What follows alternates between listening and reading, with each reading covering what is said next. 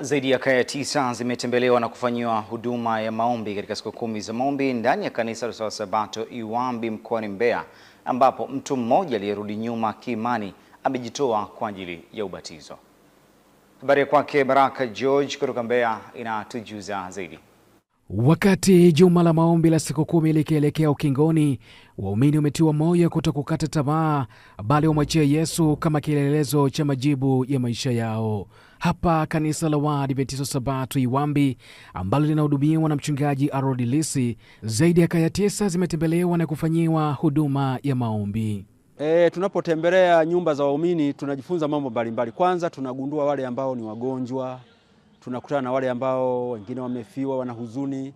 Tunapotembelea nyumba za washiriki tunakutana na wale wengine ambao wamerudi nyuma, wamekata tamaa.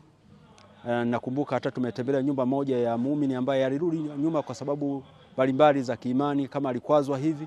Lakini katika kumtembelea tunamtia moyo, tunagundua kupitia katika huduma ya kutembelea waumini inafanya wengi sana waweze kutiwa nguvu na kufikiwa neno la Mungu, na wengi waweze kurudishwa tena kanisani. Hiyo ndio mibaraka ya kutembelea nyumba za waumini. John Jackson Kibona ni muumini wa kanisa la Iwambi ambaye alirudi nyuma. Kupitia siku 10 za maombi, amerejea kanisani na hatimaye amejitoa kwa ajili ya ubatizo. Nilikuwa mshiriki wa kanisa la Waadventista Sabato, nilirudi nyuma. Kwa hizo siku 10 zilivyonivutia, nikaamua nijitoe ili kwa ajili ya ubatizo.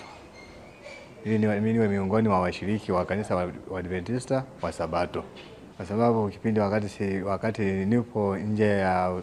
niko nje kuna vitu nilikuwa nakutana na vishawishi vingi sana.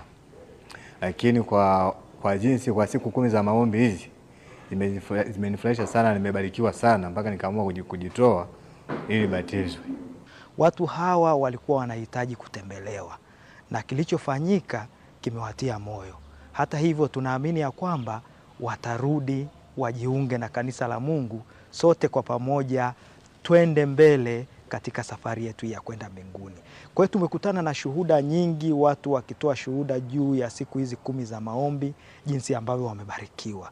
Lakini watu wameomba waweze kuombewa ili wajazwe na Roho Mtakatifu katika safari yetu ya mwaka 2026.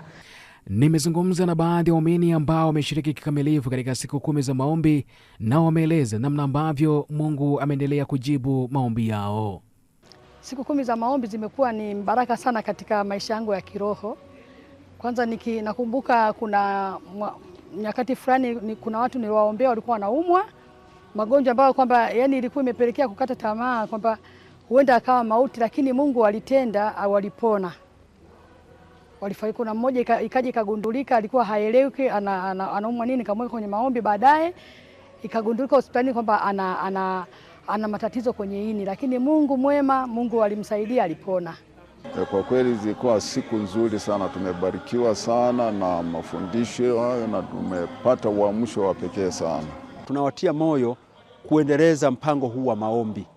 Bado tunapaswa kupitia katika maombi haya ambayo tumeomba yatupe nguvu za kuwa na maombi ya siku za Jumatano, zituwezeshe kutenga muda wa kufunga na kuomba kila juma, na zituwezeshe katika maisha yetu kuwa na tabia ya maombi pamoja na kusoma neno la Mungu. Juma hili la maombi la siku 10 litahitimishwa tarehe 17 Januari kwa baadhi ya makanisa kufanya huduma ya ubatizo. Kutoka katika kanisa la Waadventista Sabato Iwambi, mimi ni Baraka George, Hope Channel Tanzania.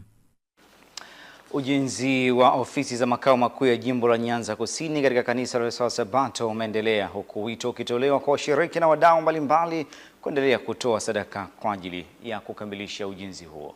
Mwenzetu Hussein Karia kutokea Mwanza anatujuza zaidi. Ni ziara ya viongozi wa jimbo la Nyanza Kusini katika